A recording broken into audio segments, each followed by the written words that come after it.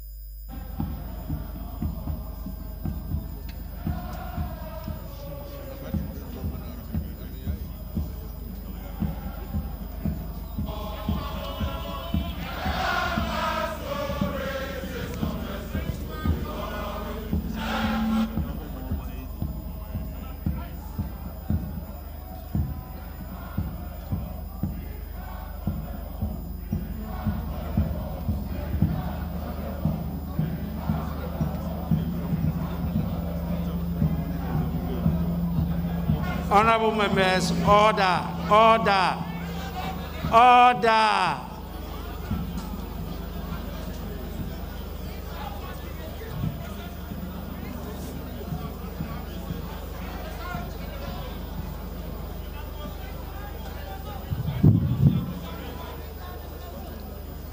Honorable members, let us have some order in the House. The House is privileged to have the presence of His Excellency Nana Addo Dankwa Akufo-Addo, President of the Republic of Ghana, and Commander-in-Chief of the Ghana Armed Forces in the House.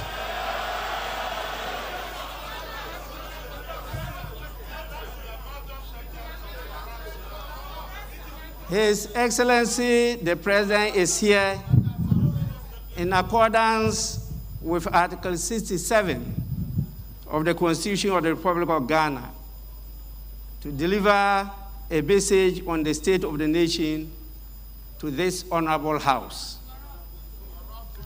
On behalf of leadership and honorable members of this august House, it is my privilege and singular honor to welcome His Excellency the President of the Republic to the House.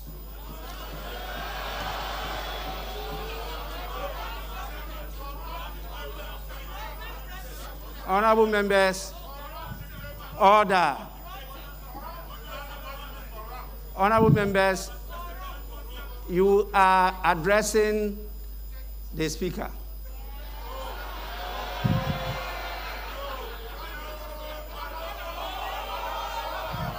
Order in the House. Honorable members, I have the greatest pleasure in inviting His Excellency the President to deliver his message. Your Excellency, you may now deliver your message.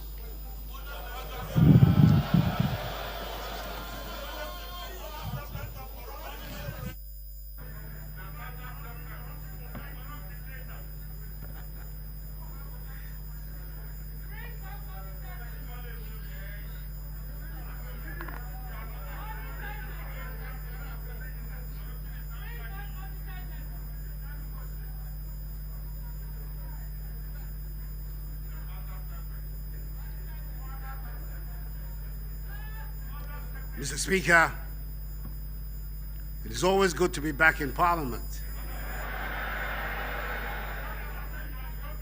and to discharge the duty in accordance with Article 67 of the Constitution of delivering to the House a message on the state of the nation. I am particularly delighted as this message is the first of my second term. The validity of which was unanimously upheld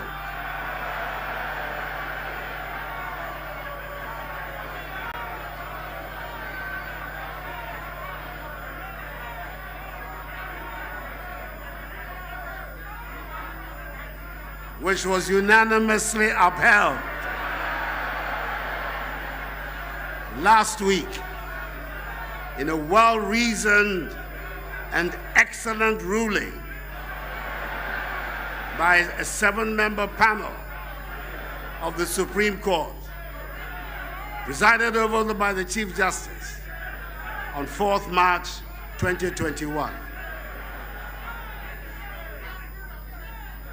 In accordance with protocol and convention, it is good to see that First Lady Rebecca Akufo-Addo, Vice President Mahamudu Bawumia, Second Lady Samira Bawumia,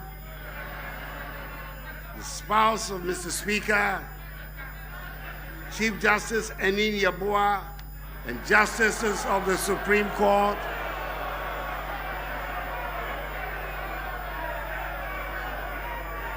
re-elected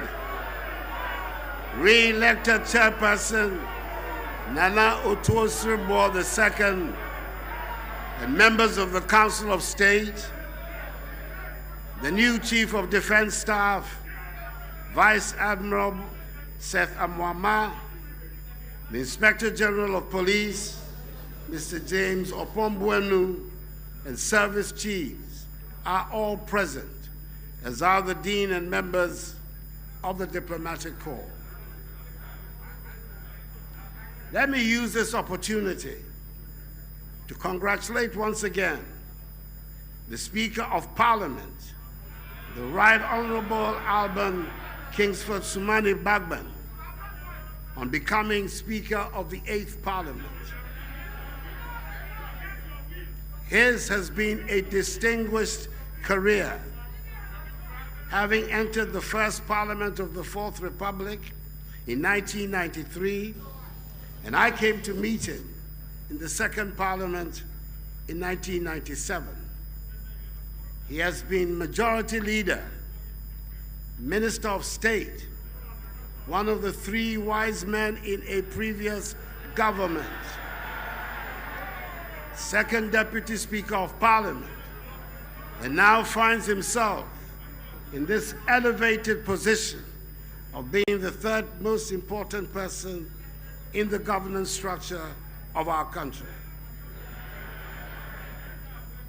It is wholly appropriate that at such a crucial period in the history of our country, my senior in Parliament and I should work together for the well-being of the Ghanaian people. Mr. Speaker, I wish you well in the discharge of the duties of this high office.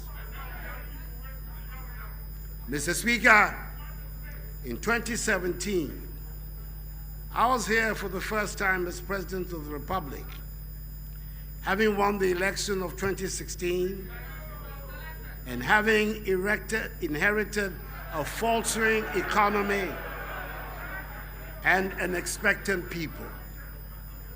Between that time and 2010, I sought to deliver on the mandate reposed on me and my party, the New Patriotic Party, and gain once again the confidence of the Ghanaian people.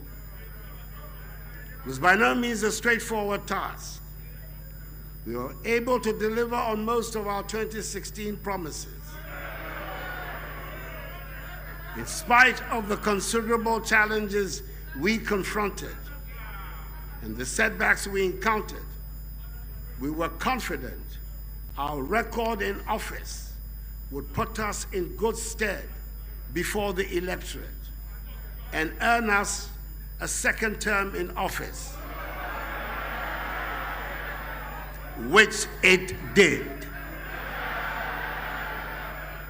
It means that the reason for which the Ghanaian people went to the polls on 7th December, that is to seek an improvement in their living standards and the rapid transformation of the economy, must continue in earnest. It means that the clarion call of 4 more for Nana and the MPP to do more for you must be realized, and I intend to do so.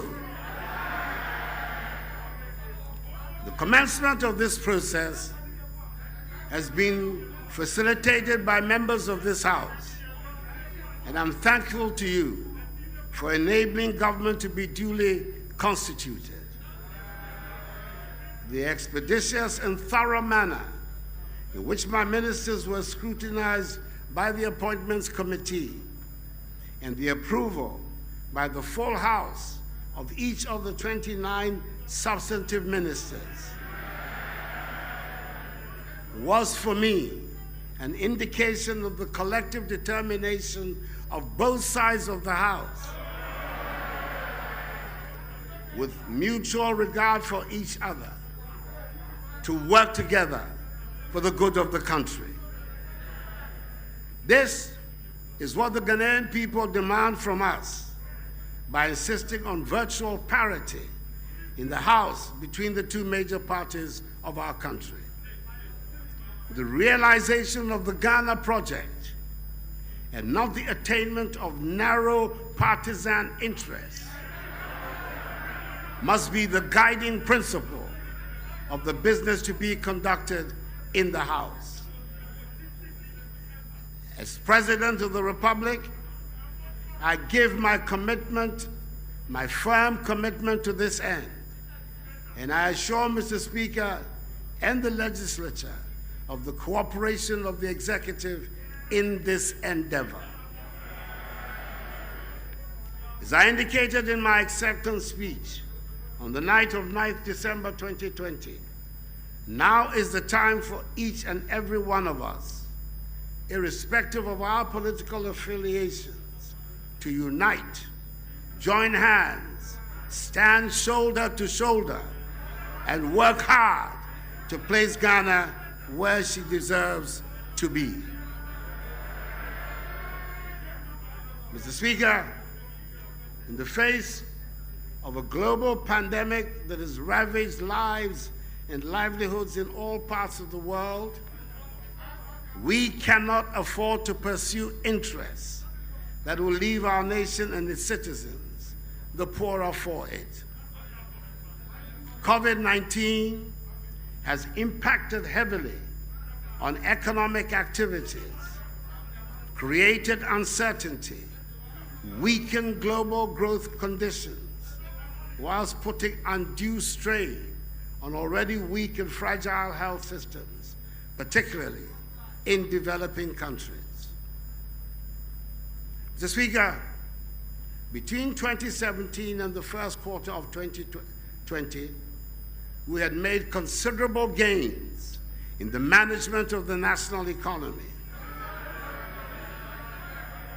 where we witnessed annual average GDP growth of 7%, single-digit inflation, reduced fiscal deficits, with 3 consecutive years of primary surpluses, a relatively stable exchange rate, a significant improvement in the current account with 3 consecutive years of trade surpluses, strong foreign exchange reserve buffers, markedly reduced lending rates, and appreciable job creation. According to the COVID-19 Business Tracker Survey conducted by the Ghana Statistical Service in collaboration with the United Nations Development Program, UNDP, and the World Bank, the COVID-19 pandemic has led to job losses, with many Ghanaian businesses and firms being forced to cut costs by reducing staff hours, cutting wages, and in some cases, laying off workers.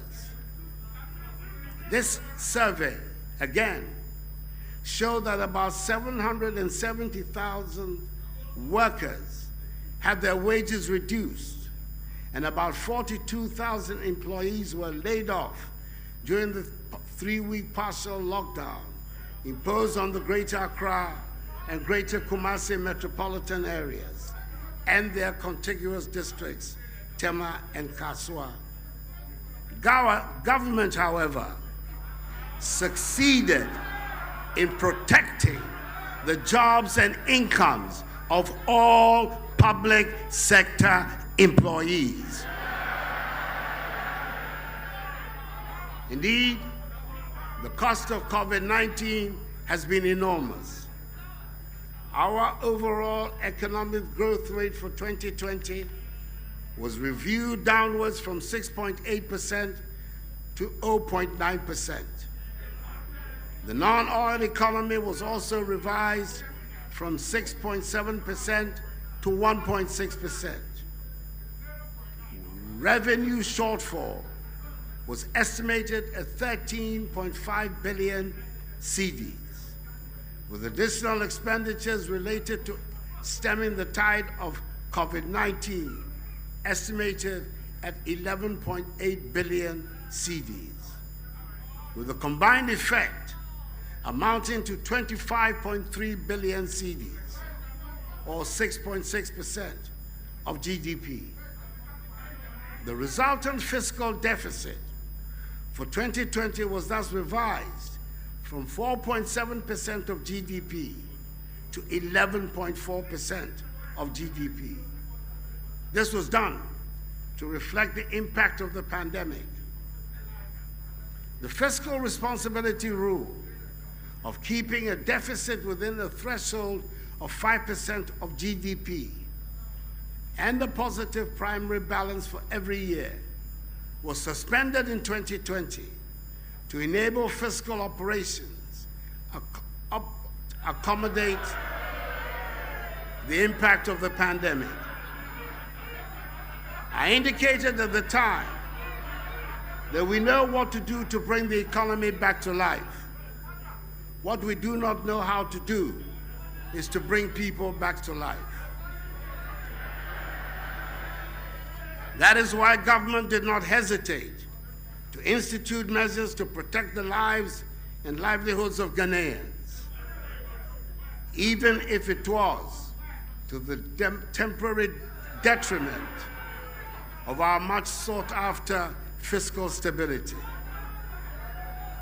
The formulation and implementation of the COVID-19 preparedness and responsible plan, tracing, testing, treatment, waiver of personal income tax, and provision of an additional 50% basic salary allowance to healthcare workers, expanding the capacities of laboratories to increase COVID-19 testing, establishment of isolation centers in all regions and districts, fumigation of markets and schools, provision of food packages and hot meals for residents in areas affected by the partial lockdown, provision of free water for all households, provision of free electricity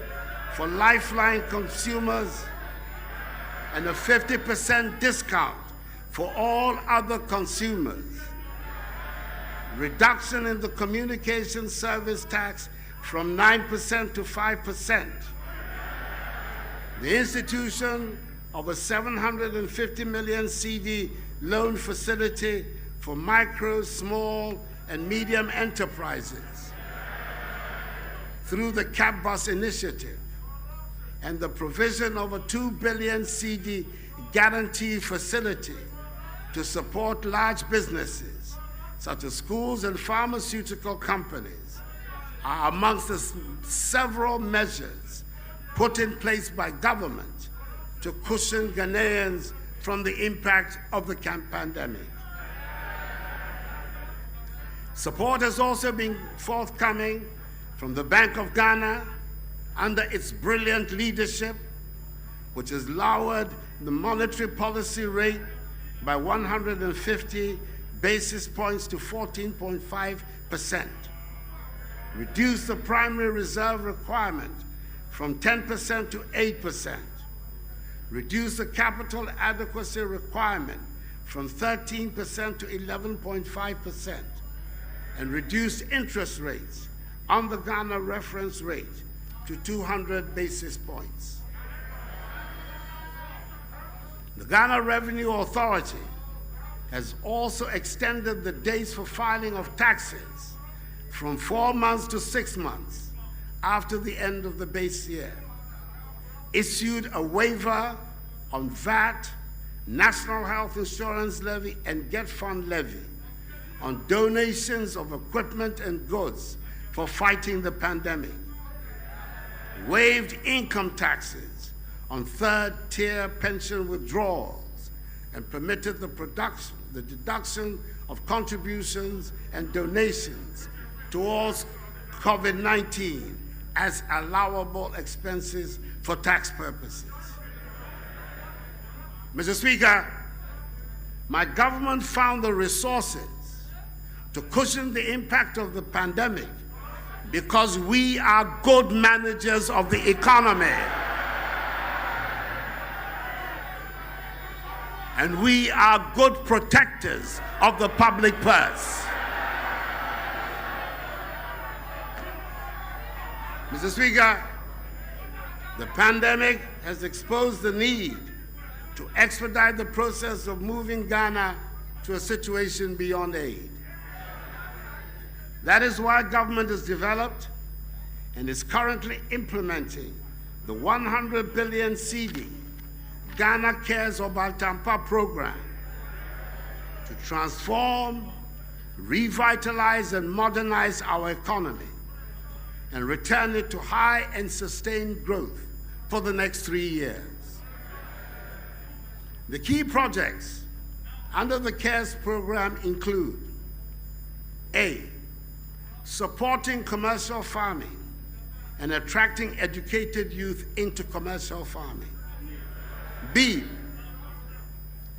building the country's light manufacturing sector.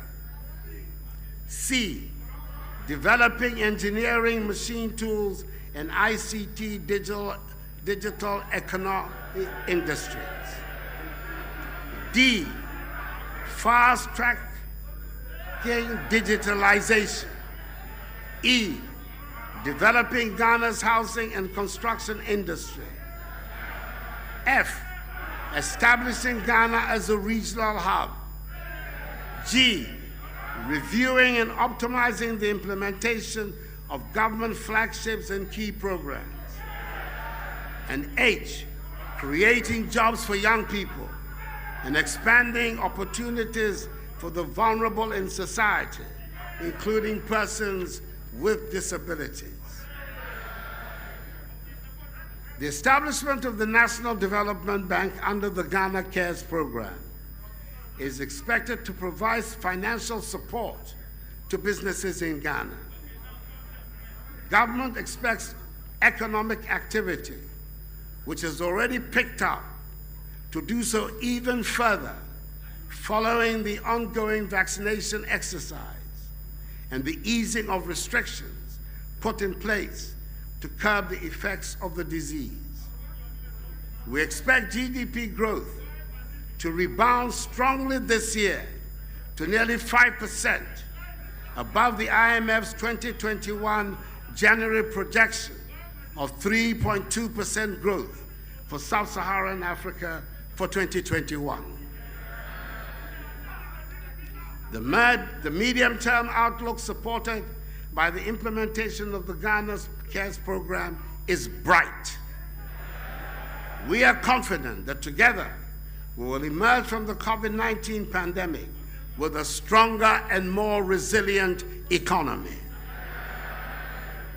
Mr. Speaker, if we are to see the rebirth and growth of our economy, our people must be healthy and not succumb to COVID-19. On 24th February, government secured the first batch of vaccine doses from the COVAX facility. The vaccination campaign is currently ongoing, with 262,335 number of Ghanaians receiving the first dose of the vaccines as at 10:30 a.m. this morning. The target is to vaccinate 20 million Ghanaians, and government is working hard towards realizing this goal. We remain on course to taking delivery of some 17,600,000 vaccine doses by June, with more to come in the course of the year. I want to urge members of the House to lend their voices to the public education campaign currently ongoing with regards to the vaccination program. The vaccine, together with strict compliance with the safety protocols, is what will allow us to open up our country again and embark on the quest to restore normalcy to our lives and livelihoods. Government is also mindful of a problem associated with vaccinations, and that is how to dispose of used PPEs, vials, needles, and syringes that are being used in the vaccination exercise. Government is collaborating with the private sector to establish 14 medical waste treatment facilities across the country to help address once and for all the safe disposal of medical waste. The pandemic, Mr. Speaker, has emphasized the need to expand access to health care for every Ghanaian, irrespective of his or her location. And I want to thank again and again all our frontline healthcare workers for their devotion to duty and sense of patriotism. The great amount of work undertaken by government has meant that we presently have some 307 functioning and well-equipped ambulances under the One Constituency, One Ambulance initiative, supported by a state-of-the-art digitized command center to field emergency calls and to dispatch ambulances. Last year, 33 major health projects were approved for implementation at a cost of 890 million euros. Key amongst them are the Akufo-Addo Regional Hospital, Tema General Hospital, the Nephrology and Urology Center at Kolebu, redevelopment of the Fia and Kwanta Hospital into a teaching hospital, and the construction of a new regional hospital at Aguna Kwanta in the Western region.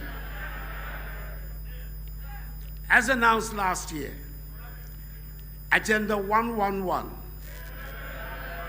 which will see to the construction of 100-bed district hospitals in 101 districts with no hospitals, 7 regional hospitals for the new regions, including one for the Western region, the construction of 2 new psychiatric hospitals for the Middle Belt and Northern Belt, respectively, and the rehabilitation of Mfia Kwanta Hospital in the Western region is on course.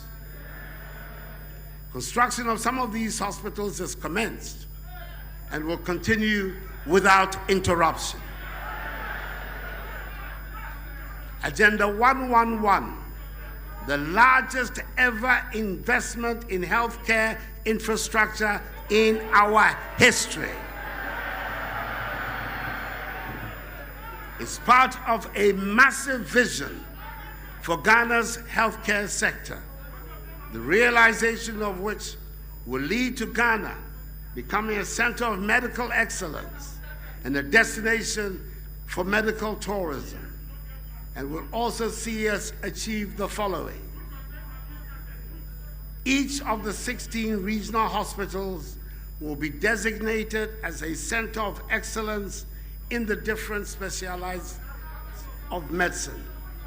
For example, orthopedic surgery, burns, plastic and reconstructive surgery, breast care center, fertility center, neonatology and pediatric center, neurosurgery and spine center, stroke center, heart and kidney center, and mental health center, to name a few. Secondly, continuously upgrade our medical curriculum and continue to train our young doctors and healthcare professionals in a world-class fashion. 3, incentivize the private sector to increase capacity to support demand in healthcare delivery. And 4, encourage Ghanaian medical experts in the diaspora to collaborate and join hands with us to help build and contribute to the realization of this noble vision. The West African region is estimated to reach a population of 500 million by 2020, by which time this vision would have been realized. Government will continue to invest in the health sector and will continue to recruit more health professionals in addition to the 100,000 recruited in my first term for our health facilities. Electronic medical record system, e-health deployment is currently underway, following its implementation in key health facilities like Kolebu, Akufo-Addo, Ho, Tamale, and Cape Coast teaching hospitals, and several district hospitals in the central region. Upper East, Upper West, and Bono regional hospitals will go live on the e-health platform in 5 days. Mr. Speaker, when it was needed most, at the height of the pandemic, the ingenuity and creativity of the Ghanaians showed through, which caught the attention of the world. When PPEs were being sold on the world market at extortionist prices, largely because demand outstripped supply, we began producing them in Ghana. Scrubs, medical gowns, sanitizers, masks, and gloves, all of these essential to the fight against COVID-19 were produced in Ghana. In total, 14,600,000 pieces of personal protective equipment have so far been produced domestically for health workers, students, teaching and non-teaching staff of tertiary and secondary educational institutions.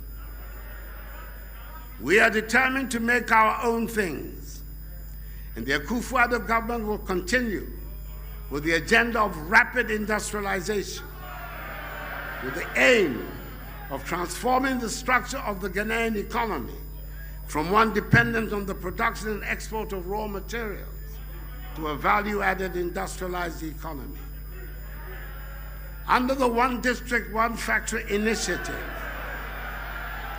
232 projects are at various stages of implementation.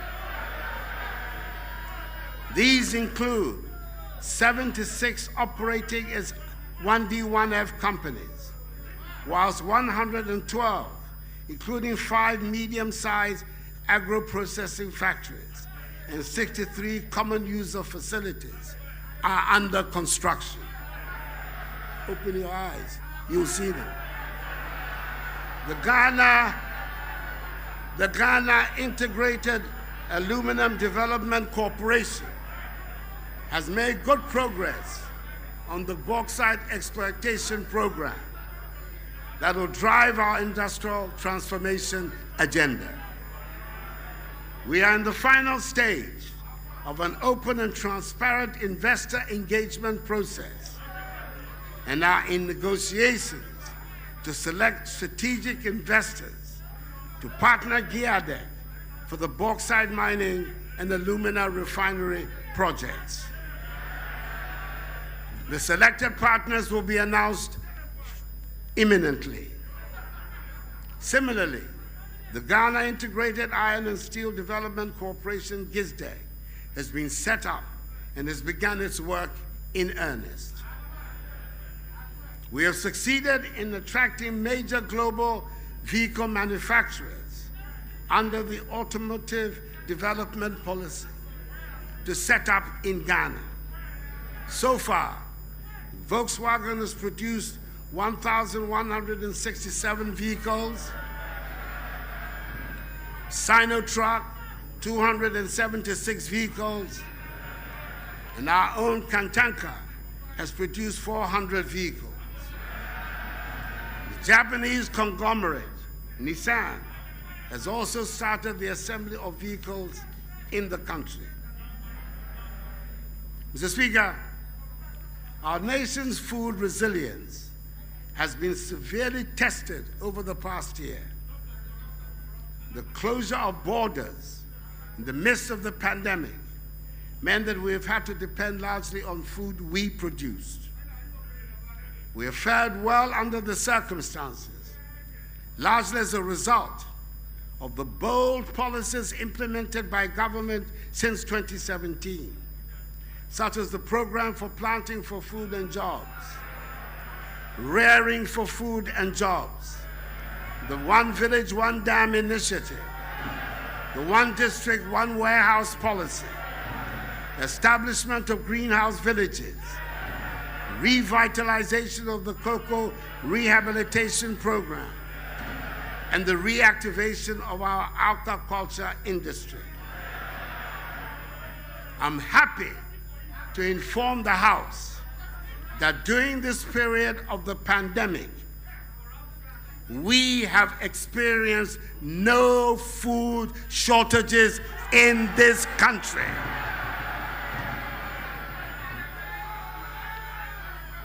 There have been increases in maize and rice yields by 110% and 48% respectively. We have, for the first time in a long while, become a net exporter of food, as opposed to the days of importation of tomatoes and plantain. Indeed, in 2019, we exported some 140,000 metric tons to our neighbors. We are determined to take full advantage of the African Continental Free Trade Area to produce more in Ghana, to sell more to Africa and beyond as we move Ghana beyond aid. The agreement for a strategic partnership between Ghana and Cote d'Ivoire has bound our two countries in even closer intimacy, especially in the cocoa sector. We have succeeded in aligning the cocoa production and marketing policies of the two countries and ensured that we do not continue to be victims or pawns of a global cocoa industry that is dependent on the toil and effort of our farmers. A new trading mechanism has been implemented and has ensured that a new cost item of 400 United States dollars per ton for every cocoa sold by the two nations, effective from the 2021 season, is paid to our farmers. Through the establishment of the Tree Crops Development Authority, the government is determined to end the over-reliance on cocoa and develop other cash crops such as cashew, cotton, mango, oil palm, rubber, and shea. Government remains committed to the completion of the many harbors and landing sites, which are different stages of completion in Senya Breku, Discove, Elmina, Moray, Winneba, Gumwafete, Teshi, Keta, Mumford, and Jamestown. Mr. Speaker, I am passionate about the education of every child in Ghana, because education opens doors. That is why one of my biggest concerns during this pandemic has been to safeguard the education of our children. All over the world, governments were forced to shut down schools as we did. However, we took steps to ensure that the education of our children was not truncated. Last year, bold and responsible decisions made it possible for JHS 3 and SHS 3 students to take their final examinations. And final year university students graduated. Currently, all our children from kindergarten to university are in school, studying in conditions of safety. This has taken place despite the outcry and opposition of some. I am required to provide leadership, and that is what I am doing.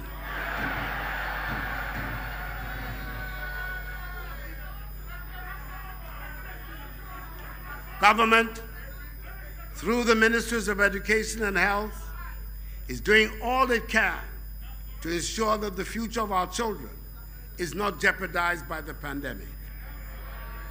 In 2020, the first batch of free SHS students wrote their WACC successfully. Results of the 2020 WACC indicates that more than 50% of candidates who sat the examination obtained A1 to C6 in all core subjects. This was an impressive WACC performance, with over 60% of candidates scoring between A1 and C6 in their best 6 subjects, including English and mathematics, which qualifies them for tertiary education. Mr. Speaker, 64 years after independence, we still do not have the critical mass of tertiary education graduates that is required for our socio-economic transformation. Currently, Ghana's gross tertiary enrollment ratio stands at 18.8%, which, albeit very low, is still one of the highest in Africa. We must therefore introduce measures to increase consciously the proportion of our population with relevant tertiary education to accelerate the transformation of our country. Our target is to increase the ratio from the current 18.8% to 40% by 2030, focusing on science, technology, engineering, and mathematics, STEM-related fields, with emphasis on engineering. This will be achieved by significantly increasing enrollment in existing public and private universities and through the establishment of an open university. We expect record numbers of enrollment over the next 4 years. Accordingly, we will fulfill our campaign manifesto promise by removing the guarantor requirement that makes it difficult for most students to apply for loans through the Student Loans Trust Fund program. As part of our commitment to the advancement of STEM, government will continue with the development of 20 STEM centers and 8 model science senior high schools across the country. These institutions will be fitted with state-of-the-art equipment and laboratories, which will facilitate teaching and learning in all areas, including artificial intelligence and robotics. Mr. Speaker, I want to thank this august House for passing the Education Regulatory Bodies Act 2020, Act 1023. The passage of this act has established the Commission for Technical Vocational Education and Training, CTVET, and the TVET service. All these will help to streamline delivery of TVET and avoid overlaps and duplication. We're also building 32 TVET institutions across the country to augment existing infrastructure for effective TVET delivery. In line with our commitment to address the issue of youth unemployment through TVET, government will commence the implementation of the Ghana Jobs and Skills Project this year. The project seeks to expedite the development of competency-based training curricula on the National TVET Qualification Framework for 100 trades, professions from Level 1 National Proficiency to Level 5 Higher National Diplomacy, as well as training some 25,000 beneficiaries and provide entrepreneurial support to about 50,000 individuals. It will also seek to implement the Ghana Labor Market Information System and upgrade of district public employment centers and services. A key objective of our effort to improve quality education and ensure that our students become globally competitive is to maintain the integrity of our examinations and assessment. In connection with this, government, working through WAEC, will introduce new measures to curb examination leakages and malpractices. I acknowledge that the teacher is at the center of every reform in the field of education. Prioritizing the welfare of teachers remains a key objective of government. After the restoration of teacher training allowances, government is now paying professional allowances to both teaching and non-teaching staff.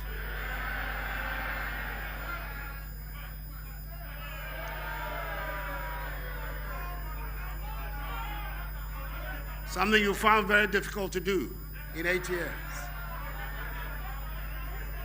I'm happy to announce the government is facilitating the acquisition of 280,000 laptops for members of the Ghana National Association of Teachers, GNAT, the National Association of Graduate Teachers, NAGRAT, and the Coalition of Concerned Teachers, CCT, this year.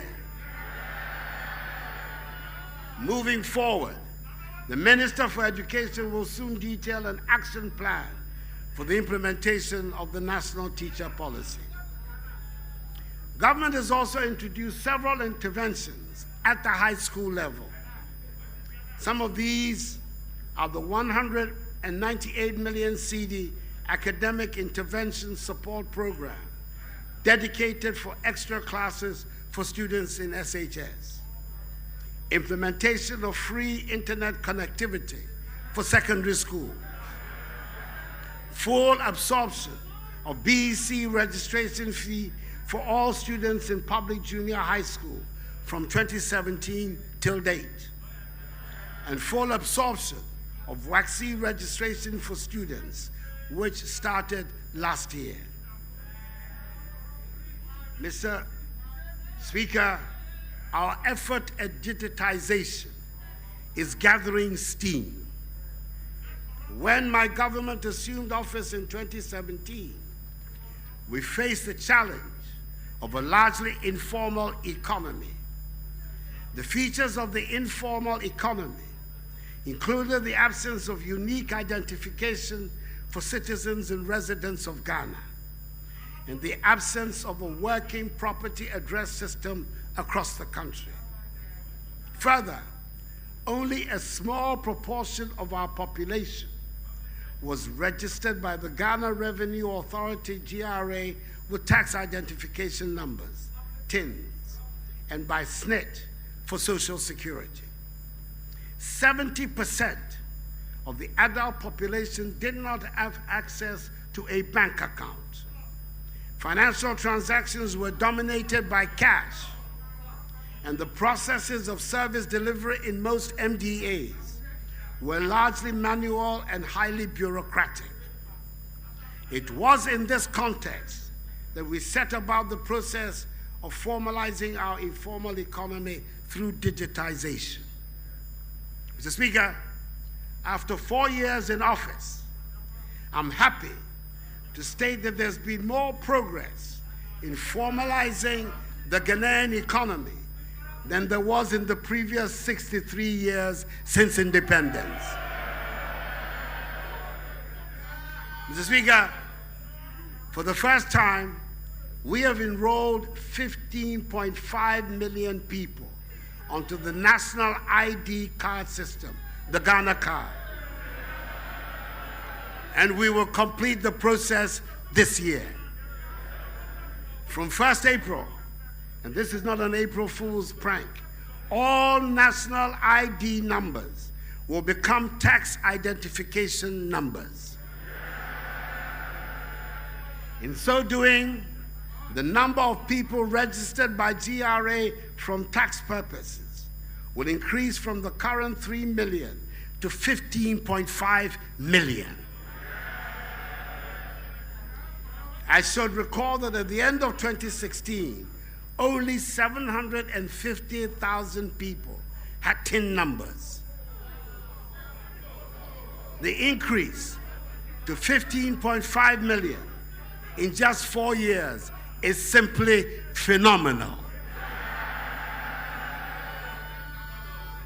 Similarly, from the second quarter of this year, all national ID numbers will also become SNIT numbers. This will increase the number of people on the SNIT database from 4 million to 15.5 million, making it easier for new contributors to be enlisted on the scheme. The national ID numbers will also become NHIS numbers. Very soon, we will link the national ID to all SIM cards, bank accounts, birth and death registry, DVLA documents, and passports.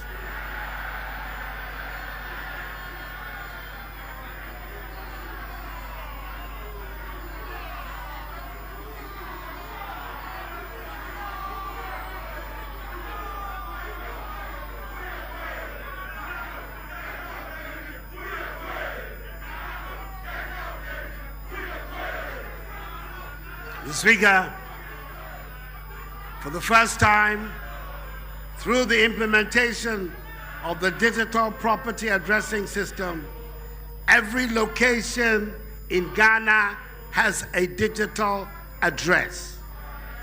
The process of affixing unique property address plates for some 7.5 million properties in all 16 regions has also started. Mr. Speaker, for the first time in Ghana, more than 70% of the population has access to financial services, either through a bank account or a mobile money account. We've been able to do so through the implementation of mobile money interoperability between bank accounts and mobile wallets, with Ghana as the first and only country in Africa to have done so. It is therefore not surprising that Ghana is the fastest growing mobile money market in Africa.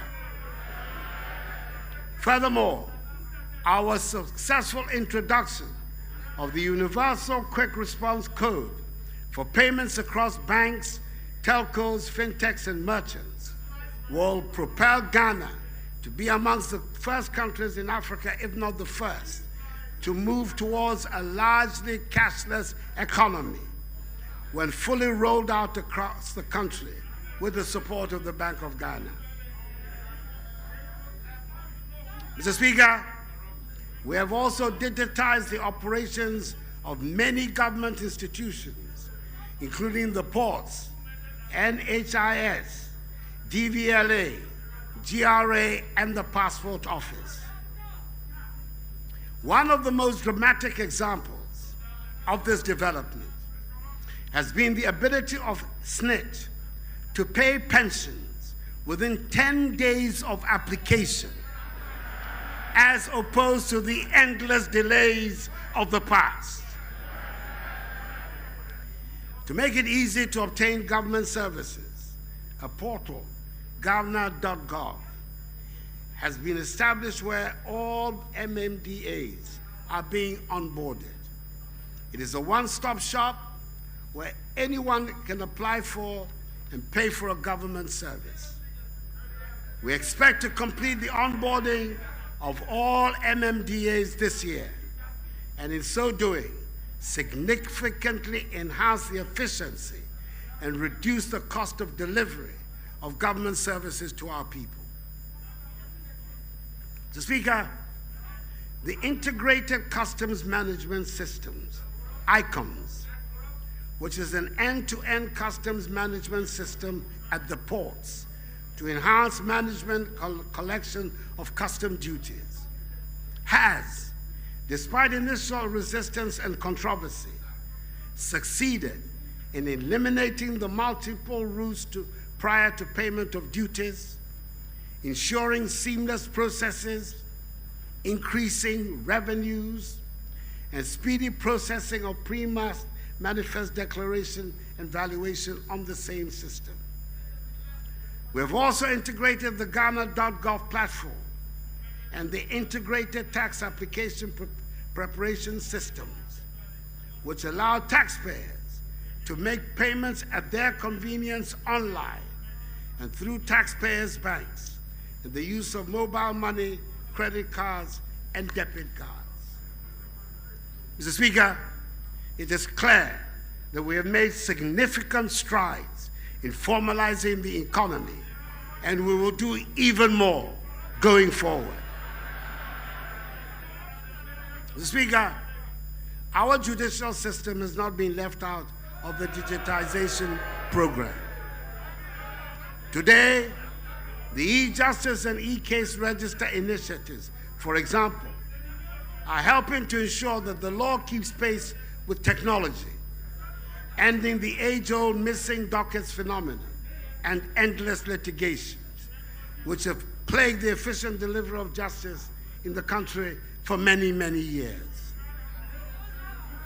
Government, through the Ministry of Local Government and the District Assembly Common Fund, has commenced in an unprecedented initiative the construction of 90 courts with accompanying accommodation for judges across the country to help address the problem of inadequate court infrastructure. These structures are at advanced stages of completion. Again, through the same medium, 20 townhouses and a guest house are being built to be used as permanent residences for Court of Appeal judges based in Kumasi who are mandated to handle cases in the northern part of the country. With the coming into force of the Courts Regulation 2020 LI 2429 of 16 December 2020, the relevant sections of the Courts Act, Act 459, have been amended and has led to an expansion of the jurisdiction of the lower courts. Indeed, prior to the amendment, the monetary value of cases that could be heard by the district and circuit courts were 20,000 and 50,000 cedis respectively. Today, the district court's jurisdiction over cases brought before it has been increased to 500,000 cedis, whereas that of the circuit court has been increased to 2 million cedis.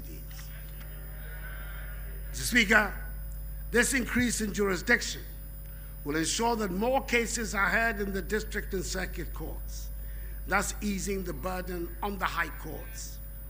All these measures will go a long way to enhance justice delivery in the country and help consolidate the rule of law. Mr. Speaker, when I appeared before this House on 4th January 2021 to deliver the last message on the state of the nation at the dissolution of Parliament, I called for a national discourse on the long-standing issue of illegal small-scale mining in our country. Yes, in the last 4 years, so much has been achieved in cleaning up this industry, training miners in the best methods of mining, introducing community mining, enacting additional regulatory legislation. But the reality is that illegal small-scale mining remains a major problem. I am confident that the new energetic Minister for Lands and Natural Resources and a Member of Parliament for Damango constituency, the Honorable Samuel Abujinapo, will rapidly facilitate the holding of this national dialogue and will work to build on the progress of his predecessors by enhancing regulation of this sector, which should be anchored on the protection of the environment and on community mining. Mr. Speaker, Let me at this point assure the House that in the course of this session of Parliament, government will come back to engage the House on the steps it intends to take on the future of the Ejapa transaction. Mr. Speaker, land administration continues to be bedeviled with apparently intractable challenges. This year, government intends to roll out a program for the digitization of all land records for purposes of ensuring effective land administration. Aggressive afforestation will be pursued in the course of the year with the expected launch of a Green Ghana project, which will see the mobilization of Ghanaians in all fields of endeavor to participate in the nationwide tree planting exercise.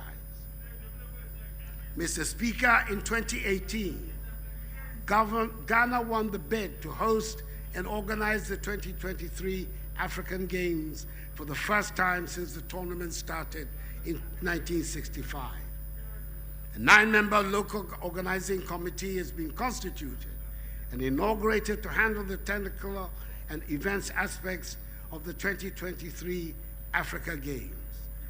Government intends to provide maximum support to the LOC to help ensure we organize and host successful games. The construction of 10 youth resource centers across the country, which are at different levels of completion between 85 and 95%. We are as well renovating and rehabilitating many other abandoned sports facilities. We're paying allowances to about 1,000 athletes through the youth employment agencies. The Ghana Premier League has started, and hopefully, when we return to normalcy, capping of spectators at the stadiums will be a thing of the past. This is a proper occasion for me once again, on behalf of all Ghanaians, to congratulate the Black Satellites on their splendid victory in winning the nation's 4th Under-20 African Nations Trophy when they defeated Uganda by 2-0 on Sunday in Nouakchott, capital of the Republic of Mauritania. I call to the Black Satellites and to the technical and management team for their Independence Day gift. I look forward to receiving them at Jubilee House later this afternoon, after I am done with you, to receive them this afternoon. Hopefully, this should be the beginning of a new era of success for Ghanaian football. Mr. Speaker, the creation of the 6 new regions led to the establishment of 6 new regional houses of chiefs. In my tour of the country last year, I inaugurated these new houses and cut the sod for the construction of 6 new buildings for them, which are ongoing. Government, through the Ministry of Chieftaincy and Religious Affairs, will continue to engage our traditional and religious rulers in matters of our common interest, such as the protection and preservation of the environment. Government is also determined to provide the funding necessary for the judicial committees of the various houses of chiefs to be able to do their work effectively and efficiently so as to bring closure to many long-standing chieftaincy disputes. Mr. Speaker, our nation continues to benefit from the year of return. Since then, we have intensified our engagement with Africans in the diaspora and all persons of African descent, more positively in areas such as trade and investment cooperation and skills and knowledge development, and what we call beyond the return. The Ministry of Tourism, Arts and Culture, together with its implementing agency, the Ghana Tourism Authority, is working towards the realization of this initiative, which will bring even greater spotlight on our nation, Ghana. A lot of work has been undertaken in revamping our tourist sites and making them attractive. Digital revenue collection systems have been installed at the Elmina and Cape Coast castles, the Kwame Nkrumah Memorial Park, and Vili waterfalls. Government has upgraded 5 tourism sites to meet international standards for increased visitation and create jobs and incomes for the people. The new minister for the sector, the industrialist Ibrahim Awal Mohammed, has also indicated his determination to strengthen the creative arts industry in Ghana. Already, the first ever creative arts senior high school, located in Kwadaso in Kumasi in the Ashanti region, is nearing completion. The governing board of the National Film Authority is in place, and even greater attention will be paid to this sector by government. Mr. Speaker, our quest to ensure an improved sanitation system across the country was bolstered last year by the commencement of construction of 16 integrated recycling and solid waste processing facilities. It is expected that all 16 facilities will be completed before the end of the year. The Sustainable Rural Water and Sanitation Project and the Water Supply Improvement Project of the Ghana-Spain Debt Swap Development Program have been completed. In September 2020, I joined the people of Amejofe, Jope, Akpo-Kope, Batume Junction, Mache, Jologbo-Bokame, and surrounding communities to commission the 5 piped water supply systems under the project. Concrete preparatory works have also commenced on a number of water supply projects across the country, including the Wenchi Water Supply Project, Kita Water Supply Project, 5 Districts Water Supply Scheme Phase 3, Tamale Water Supply Project, Damango Water Supply Project, and Yendi Water Supply Project. Our efforts at ending open defecation received a boost with the construction of 103,149 toilet facilities for vulnerable households in towns and villages across the country under the Household and Institutional Toilet Program. The cumulative result of this has been that some 822,000 persons have benefited nationwide. Some 5,500 communities have also been declared open defecation free. Mr. Speaker, in the energy sector, the National Energy Policy 2020 has been completed to improve the framework and strategies to meet contemporary needs, energy needs of the country.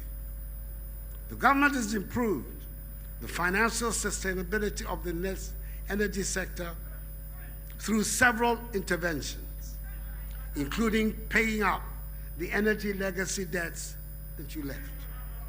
Furthermore, negotiations with independent power producers, the terms of whose contracts entail substantial financial charges on the state, are ongoing and should be completed by the end of the year. This should result in a more affordable cost of power for the Ghanaian people.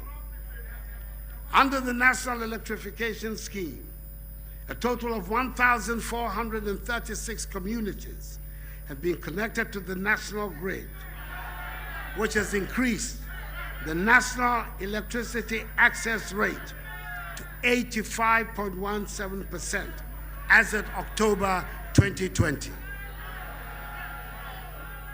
My ambition is that by the end of my term, the figure will be 100%. The Ghana National Petroleum Corporation has accelerated petroleum exploration activities in the inland Voltaigne Basin.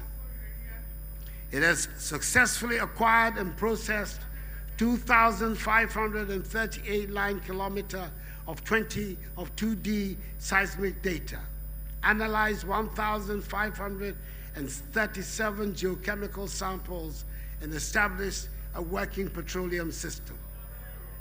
A gas processing plant terrain is being constructed in the western region to complement the Atuabo gas processing plant so as to increase dry gas delivery for power and non-power users. The Takoradi portion of the Takoradi-Tema Interconnection Project, TTIP, has been completed with an increased capacity of gas exports from Takoradi to Tema through the West African Gas Pipeline. GNPC and its private sector partners have advanced the work on the Tema LNG project, Sub-Saharan Africa's first LNG regasification terminal, which is expected to come on stream in the course of the year to improve gas supply reliability for power and non-power industrial applications. The facility will also become a hub of regional energy security, ensuring low-cost fuel for both Ghana and her partners in the ECOWAS community. Mr. Speaker, at the beginning of my first term of office in 2017, government outlined its social development goals to include the promotion of gender equity and equality, survival and development of children, as well as the harmonization of social protection interventions and programs to contribute to the development of our nation. I'm pleased to inform the House that in the course of this session of Parliament, the new Minister for Gender, Children and Social Protection, the Honorable Sarah Adjoa Safo, MP, Member of Parliament for Domi Kwabenya, will resubmit to the House the Affirmative Action Bill. Our mothers, wives, sisters, and daughters are looking up to us. Indeed, it will make our society the richer. And I'm appealing to the House on both sides to make one big effort to ensure its enactment. The Livelihood Empowerment Against Poverty program, LEAP, has increased the number of pay points from 7,200 to 14,300 in order to make it easy for beneficiaries to access their grants. In all, a total of 334,438 households benefited from the program. The Ghana School Feeding Program currently feeds over 3,300,000 beneficiary pupils in some 9,000 kindergarten and primary schools with one hot, nutritious meal every day per child. Mr. Speaker, our commitment to the development of inner cities and Zongo communities is unwavering. Projects such as the construction of classroom blocks, astroturfs, establishment of ICT centers, installation of street lights, entrepreneurial and vocational skills training, supporting needy students, and the rehabilitation of access roads and drains have been undertaken. Another key policy initiative has been the reintroduction of the Arabic Instructors Program. The Zongo Coders Program and Start Hub program are initiatives meant to redirect the energies of young men and women of Zongo communities into productive ICT ventures. So far, several hundred young men and women have been trained under these programs. Mr. Speaker, activities of the then Ministry of Special Development initiatives, like those of the Inner City and Zongo Ministry, have been brought under the ambit of the presidency. The record of work undertaken in the ministry was remarkable. 568 units of 10-seater community water closets, 42 warehouses, 427 dams, 40 rural markets, 20 fully equipped community clinics, 307 fully equipped ambulances. Mr. Speaker, in the area of coastal management, we continue to improve the resilience of the country's coastline against tidal wave erosion that poses a significant threat to lives, livelihood, and properties of the people living along the coastline. Consequently, we've implemented a number of coastal protection works at Abuaze, Nkontompo, Ajua, Blekusu, Elmina, Dansoman, Amanfo Kuma, Dix Cove, Axim, Cape Coast, Commander, Anumabo, and Ningo Pram, which protect in all a total stretch of some 54 kilometers and at our various stages of completion. Government has also implemented the National Food Flood Control Program with the overall goal of reducing the incidence of flooding across the country. The construction of the multi-purpose Pualugu Dam project is aimed at mitigating the regular floods that occur in the White Volta Basin, covering parts of the Upper East and Northeast regions. Preparatory activities started in 2020 and will be completed by the first half of this year, with actual construction commencing in the second half of this year. Commissioning is expected in 2025. It is the single largest investment in the northern part of Ghana made by any government. Once completed, it will add 60 megawatts of hydropower and 50 megawatts of solar power to the national grid, thereby improving the quality of power supply in the northern part of Ghana. The 25,000 hectare irrigation scheme will be bigger than the total size of all irrigated projects implemented in the country since independence, and will boost food production in the northern part of Ghana, thereby boosting economic development in northern Ghana and creating jobs for the youth. Mr. Speaker, another important infrastructural development is the construction of the Buankra Inland Port, which will transform totally inland trade and ease the movement of goods and services, especially for traders as well as for persons in our landlocked neighbors. The Korean contractors are due to start work any moment from now. Under housing, Mr. Speaker, the Government of Ghana Affordable Housing Program, which seeks to increase access to safe, secure, adequate, and affordable housing units across the country, is also continuing in earnest. Thus far, 1,464 units in Boteman, 1,027 in Asokore-Mampo, and 312 housing projects have been completed in Gong. The Akufo-Addo, Tamale, and Wa housing projects have been handed over to the State Housing Company Limited for completion. Speaker, it is my intention to place special emphasis on resolving the problems of the housing sector in the country, because tackling the housing deficit is long overdue.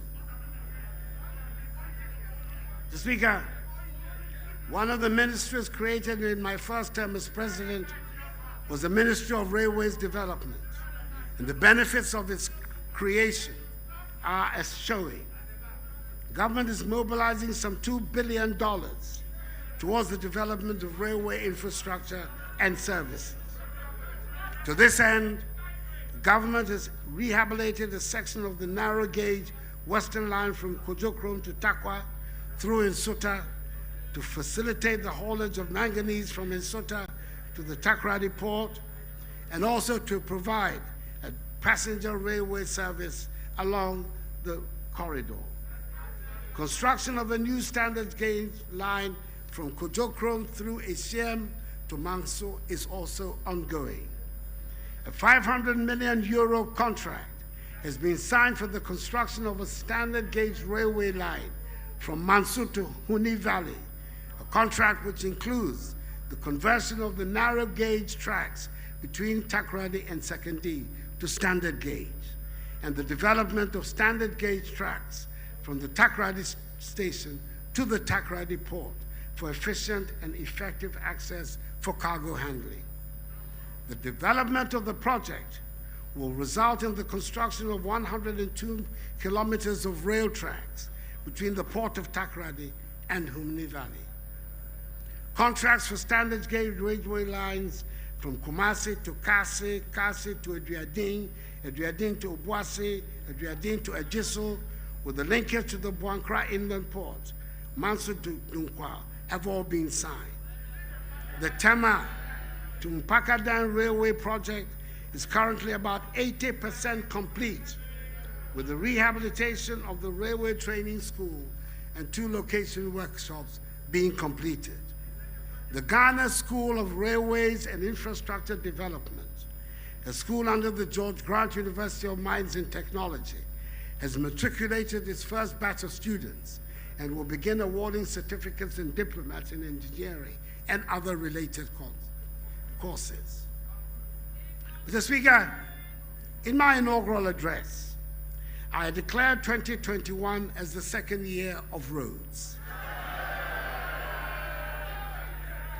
This declaration is intended to continue to prioritize road construction so that road projects that started under the Sino Hydro facility will be completed, as well as interchanges that are at various stages of completion. Specific details of the road projects are going to be outlined in the budget that will be read on Friday. Mr. Speaker, government has granted policy approval for the establishment of a national flag carrier, a home-based airline with strategic partner participation. The House will be duly informed on developments in this area. Construction of the second and third phases of the Kumasi Airport, the second phase of Tamale Airport, and the rehabilitation of the Sunyani Airport are all proceeding satisfactorily. A decision on the siting of the proposed airport and the central and western regions is imminent. Mr. Speaker, in order to revive the fortunes of the Metro Mass public transport system, government has provided a total of 100 new intercity buses for Metro Mass Transit Limited, an additional 100 buses for the Intercity STC Coaches Limited. The construction of a new dedicated container terminal at the Tema Port is ongoing, and 3 out of the 4 berths have been completed to facilitate maritime and inland waterways transportation. The development of a multi-purpose container terminal at the Takoradi Port is progressing. Removal of tree stumps along the navigable pathway at the Dambai to Dambai Overbank, Yeji Mankango, and Yeji Awojepo has been completed to improve the safety of navigation and reduce significantly accidents on the Volta Lake. The construction of ferry landing sites along the Volta Lake at Dambai and Dambai Overbank is 68% complete, whilst that of Yeji, Mankango, and Agodeke is 46% complete.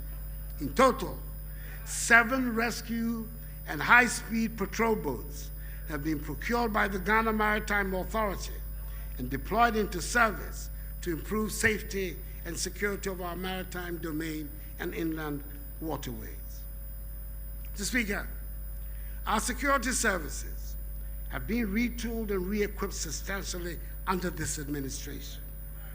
Indeed, the first 4 units of 4-story blocks of 16 flats under the barracks regeneration project have been commissioned, and the remaining part of a 42-bedroom self-contained accommodation units for the 6th Battalion of Infantry and Airborne Force in Tamale have also been completed. pickups, SUVs, trucks, high occupancy buses, ambulances, and armored personnel carriers have been added to the inventory of the armed forces over the period, as well as the imminent completion of a forward operating base at Ezimlibo in the Jomoro district of the Western region. And in response to the creation of additional ranks within the military, government reviewed salaries and allowances for armed forces and civilian employees upwards, effective 1st January 2020. The capacity of the Ghana National Fire Service has been raised with the procurement of 5 sets of extrication equipment and 2 hydraulic platforms procured. Indeed, when I took office in January 2017, the police service had a total of 492 serviceable cars. Government has since then procured for the police 735 additional vehicles, including 15 operational buses, a feat unprecedented in the history of the service. 320 housing units are being constructed at National Police Training School to reduce the accommodation deficits of the service. Modern communication equipment and fragmentation jackets have been procured and delivered to the service to protect officers and ensure effective policing. The construction of hangars at the police depot, Accra, for 4 helicopters already procured for the Ghana Police Service is 95% complete. An air wing unit has been established by the Ghana Police Service, and 6 police pilots have been trained and passed out to man the wing. A new K9 unit has been established with 30 dogs and 30 police officers. The Criminal Investigation Department has been equipped with a digital forensics laboratory, and for the first time in the history of the department, crime officers are given a monthly allowance to support their investigations. We're retooling the CID Forensic Science Lab. The CID building has also now become disability friendly, and there's continuing training of CID officers. 84 apartment units are being constructed at Odoko in Accra for the immigration services, and they are 98% complete, and their completion will help reduce the accommodation challenges faced by officers and men of the immigration service. Government is also constructing an 800 inmate capacity remand prison at Nsawam, which is 60% complete. Its purpose is to reduce further overcrowding in prisons, as remand prisoners will now be kept separately from the convict population.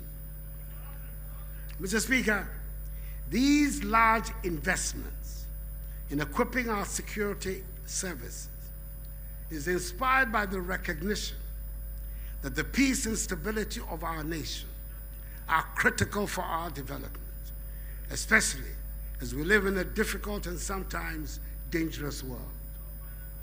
Mr. Speaker, amongst the milestones of our international relations, I've been reappointed chairman of the authority of ECOWAS for a 2nd term. Under my leadership and in collaboration with colleagues in the region, we have restored peace and political stability to Mali through a landmark transitional arrangement which brought under control a period of bloodshed and uncertainty, and which has committed itself to a roadmap for a peaceful democratic outcome from the tradition. In addition to strengthening and cooperation and deepening bilateral and multilateral trade and economic ties with host countries, it is exciting to note that presidential visits overseas have yielded significant dividends. The reestablishment of the Economic Trade and Investment Bureau of the Ministry has enabled the position of the Ministry of Foreign Affairs as a strategic partner to help facilitate domestic and foreign investments in the country. Indeed, the Ghana Investment Promotion Center has reported today a surge in foreign direct investment into our country of 2.1 billion United States dollars in 2020, compared to 1.1 billion the previous year, representing a more than 90% increase. Mr. Speaker, the sum total of all of this is that in spite of the ravages of the pandemic, our nation is still very much in rude health and remains very attractive to investors. Yes, we're reeling from the effects of COVID-19, but I am confident that with the progress of the vaccination program, we will recover quickly and work towards putting our nation back onto the path of progress and prosperity. We're building a more inclusive society, and soon things will work for all in Ghana. And then we will fulfill our true potential as the Black Star of Africa. Crucial to achieving this vision is my uncompromising commitment to strengthening the institutions of our democracy and managing public resources with integrity, fairness, openness, and accountability. Mr. Speaker, ours is not a government that shies away from public scrutiny. Far from it. That is not the MPP way. That is why in 2001, under the outstanding leadership of the second president of the Fourth Republic, His Excellency John Agyekum Kufuor, and with me as his Attorney General, the criminal libel law was repealed to protect and expand media freedoms in the country. And in 2003, the Public Procurement Act was introduced to protect the public purse. That is why it was my government that took the bold steps in 2008 to bring about the establishment of an independent prosecutor with the setting up of the Office of Special Prosecutor. That is why it was my government that in 2019 enacted the Right to Information Act, which had been shirked by previous administrations, despite decades of agitations and civil society groups and journalists. That is why within 2 years of being in office, we more than doubled funding for accountability institutions of state like SHRAG, EYOCO, the judiciary, and the Auditor General. Government and the people expect those in charge of our governance institutions to do their work with professionalism and good faith. Indeed, the institutions of our nation, whether the executive, legislature, or judiciary, are working. The Supreme Court, Mr. Speaker, for example, last week determined the challenge to the validity of the 2020 presidential election and affirmed this validity in a unanimous decision.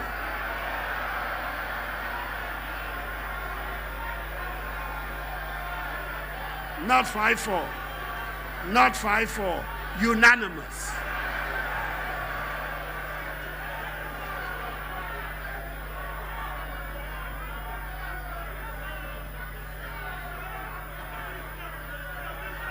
Mr. Speaker, the court has spoken.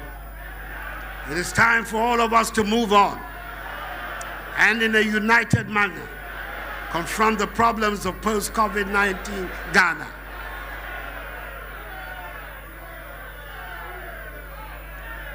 Let me, in conclusion, Mr. Speaker, recall the following statement I made in my very first message on the state of the nation, on the Ghana I hoped to help construct. A statement which is at the heart of everything government has sought to do since I took office in 2017. This government will be defined by integrity, sovereignty, a common ethos, discipline, and shared values. It is one where we aim to be masters of our own destiny, where we mobilize our own resources for the future, breaking the shackles of the Galgisberg colonial economy and a mindset of dependency, bailouts, and extraction. It is an economy where we look past commodities to position ourselves in a global marketplace. It is a country where we focus on trade, not aid, a hand up, not a handout. It is a country with a strong private sector. It is a country that recognizes the connectedness of its people and the economy to those of its neighbors. This requires a forward-looking vision for our country, enabling us to confront our challenges and embrace our opportunities, not one fastened in the rear-view mirror. It is a Ghana beyond aid. Mr. Speaker, I remain wholly committed to the fulfillment of this vision. May God bless us all and our homeland Ghana and make her great and strong. And thank you.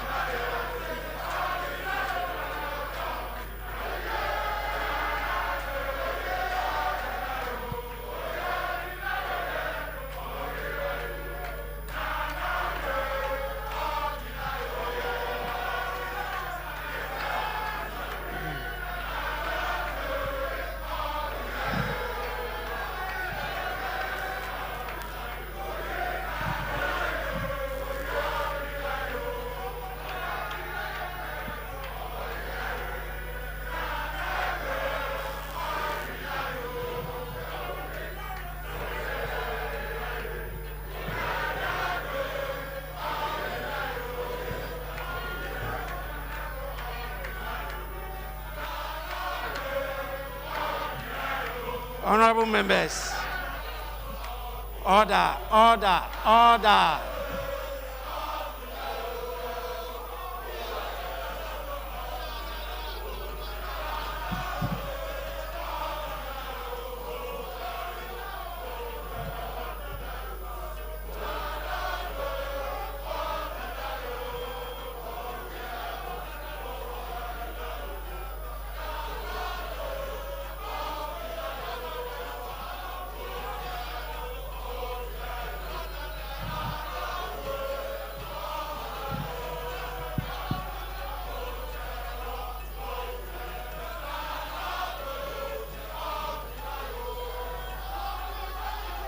Honorable members, order, order.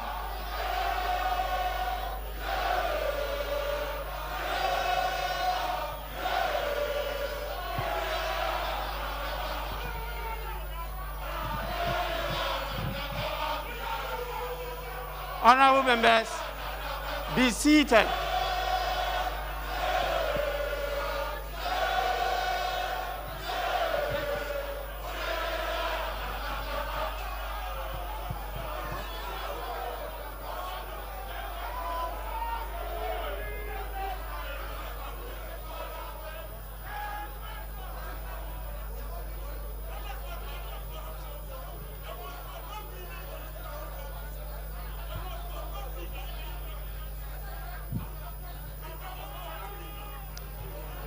Honorable members, in accordance with Standing Order 58, I convey to His Excellency the President the gratitude of the House. Honorable members, again, in accordance with the practice of this House, a formal communication will be forwarded to His Excellency the President after the House has thoroughly debated this address.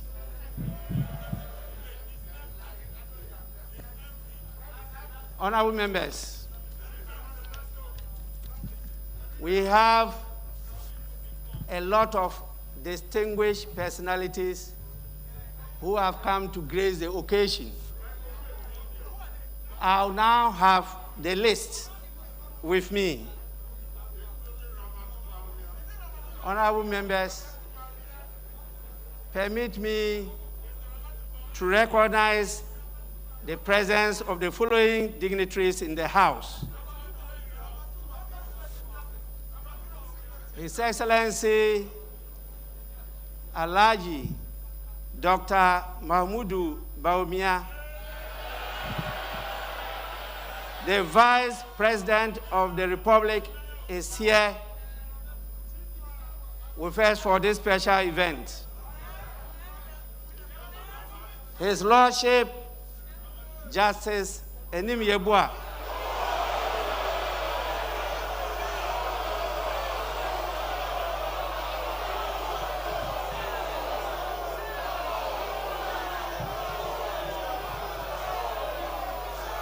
honorable members,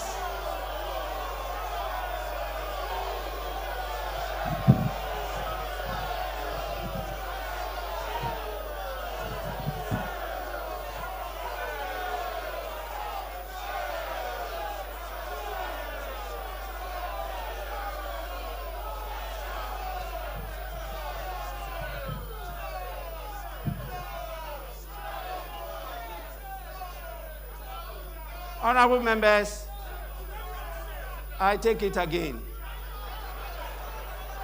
His Lordship, Justice Enim Yebua, the Chief Justice of the Republic, is also here with us.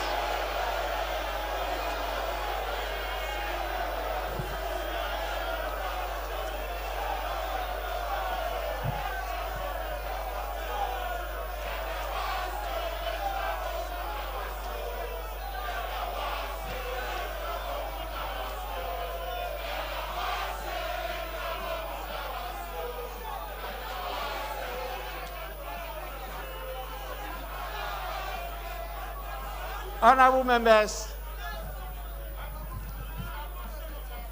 I also will want to welcome and appreciate the presence of Her Excellency Mrs. Rebecca Na Akufo-Addo,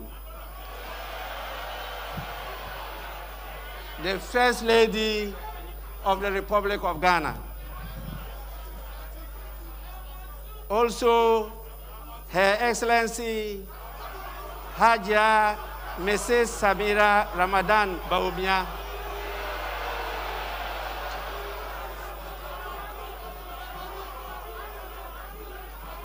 the spouse of the Vice President.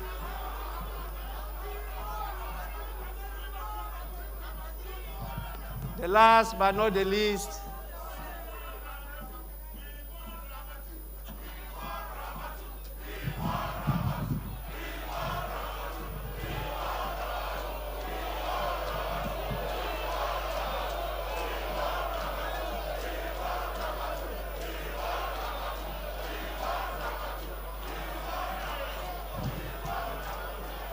honorable members, I don't know which of you has a girlfriend called Ramatu,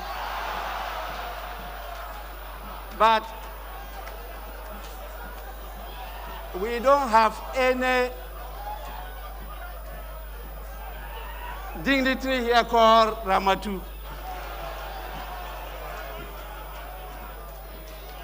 Honorable members,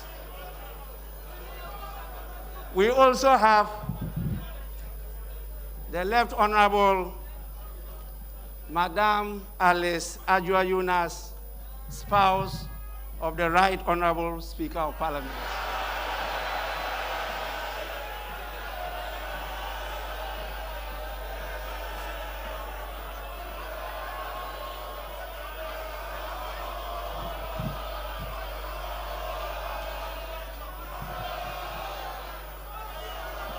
Honorable members, apart from this, we have a list of dignitaries, including Nana Otuo Sriboa, Chairman of the Council of State, our own former Member of Parliament, now the Chief of Staff, Honorable Frema Osei Opare. We have the Right Honorable Professor Aaron Michael Okwe, former Speaker of Parliament.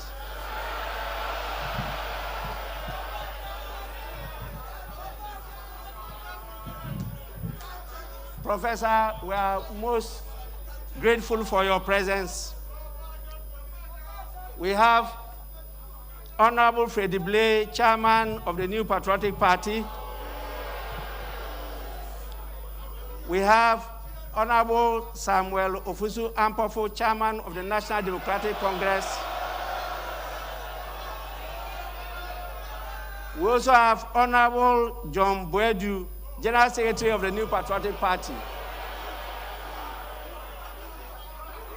And our important traditional leaders, Adigbo Ngongwo Kwesi Amle the Sixth, Osudoku Manche, and acting president of the Greater Accra Regional House of Chiefs. We have Nene Kano Atiepa III, Ningo Mankrelo, and acting president of the Ningo Traditional Council. We have Nana Kabukuo Dumali the First, Paramount Queen Mother of Adan.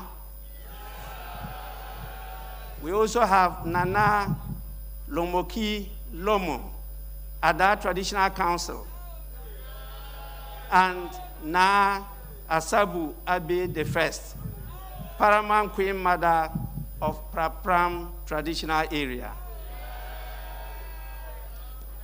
Let me also recognize the presence of a number of ministers of state, my lords, members of the bench, distinguished members of the Council of State, and your excellencies, members of the diplomatic corps.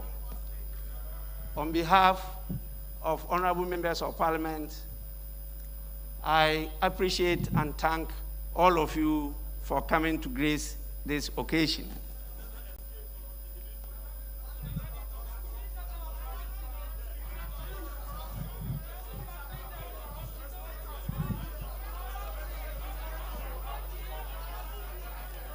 Honorable members,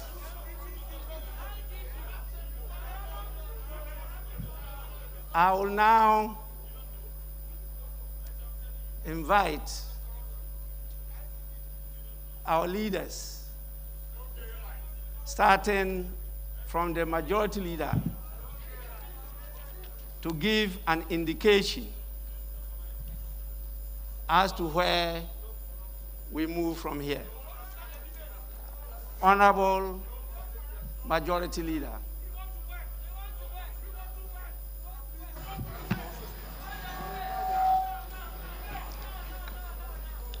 Mr. Speaker, the President of the Republic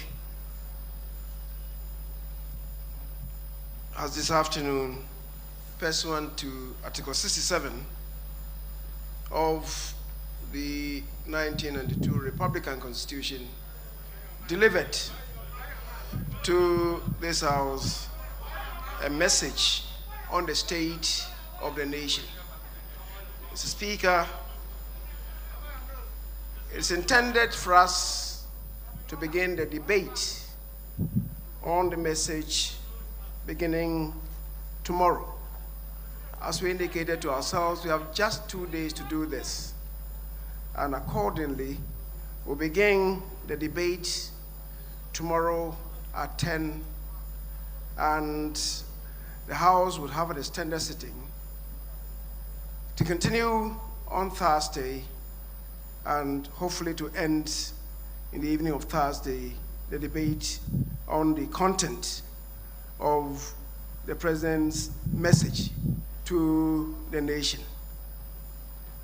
Accordingly, Mr. Speaker, I beg to move that this House takes an adjournment until 10 o'clock tomorrow in the forenoon. I so move. May we also hear from the minority leader.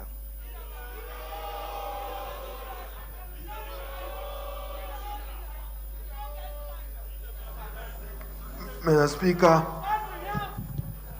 as noted by my colleague, the President, Nana Addo Dankwa, is here, has discharged his constitutional obligation, noting that Nana back, Ajapa back, with no comment on LGBTQ and no comment on the uninvestigated killings on December 7th, whilst we'll continue in the debate to remind him that we'll seek justice for Tajuddin Al-Hassan and Abdallah Ayarik.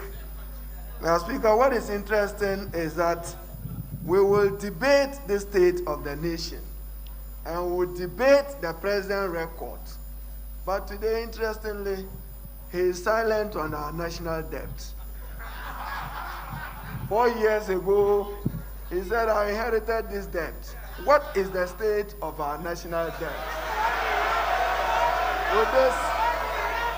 With this, Mr. Speaker, my task is a simple one, is to second the motion for adjournment.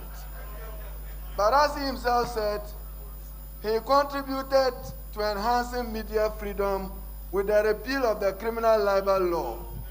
But under his watch, freedom of expression have been fractured and hampered with the closure of FM stations that are NDC approved. I beg to second the motion, Mr.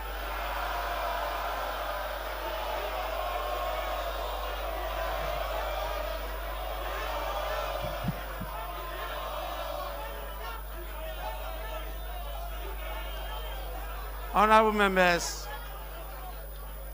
motion has been moved and seconded.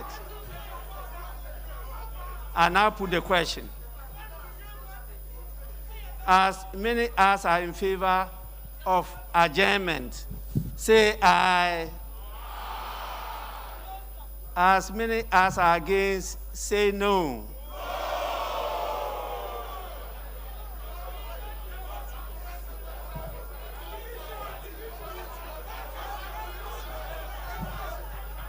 Honorable members, I think the ayes have it.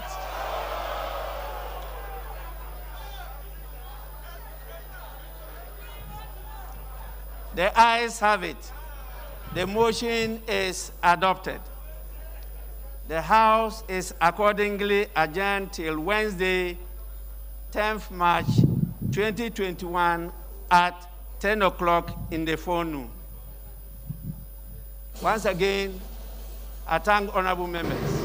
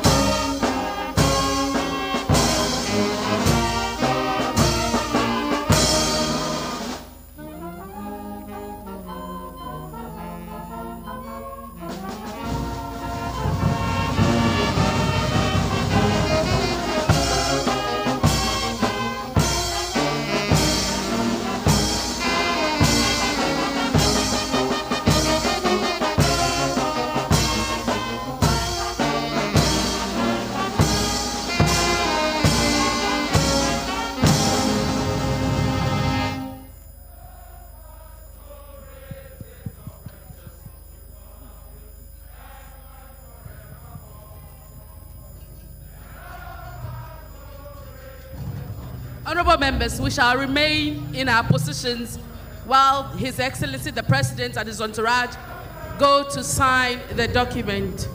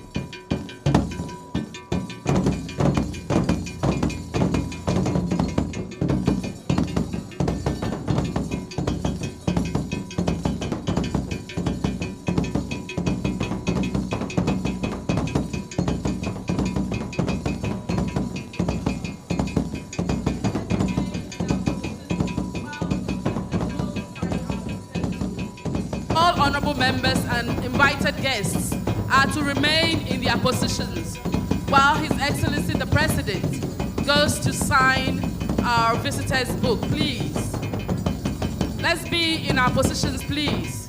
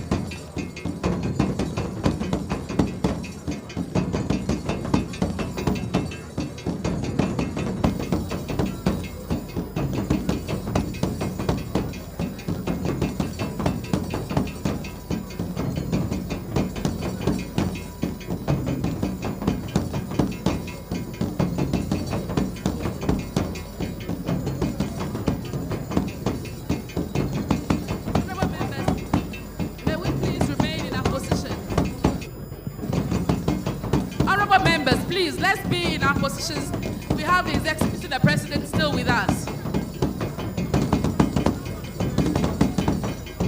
Honorable members, please, let's be in our positions.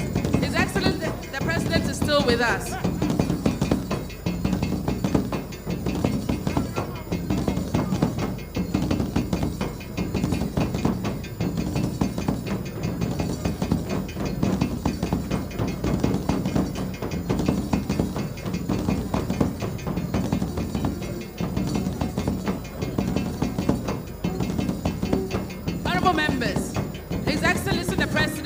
Fourth Republic, Nana Addo Dankwa Akufo-Addo. Honorable members, Mr. President.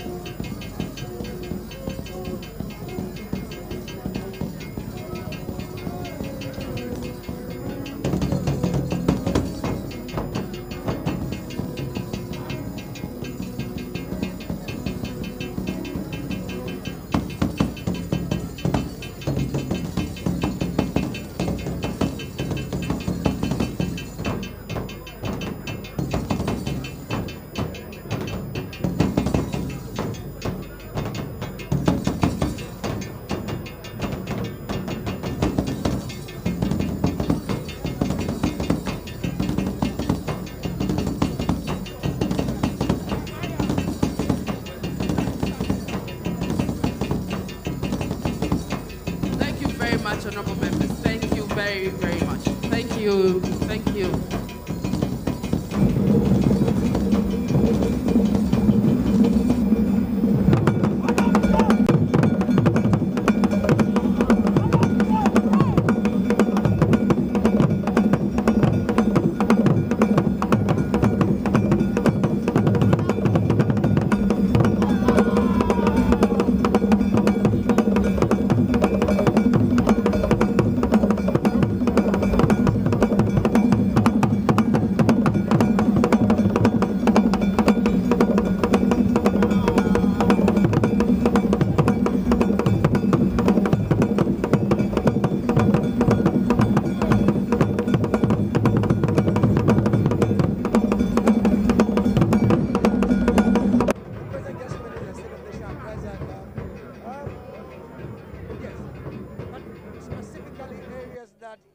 That he highlighted on.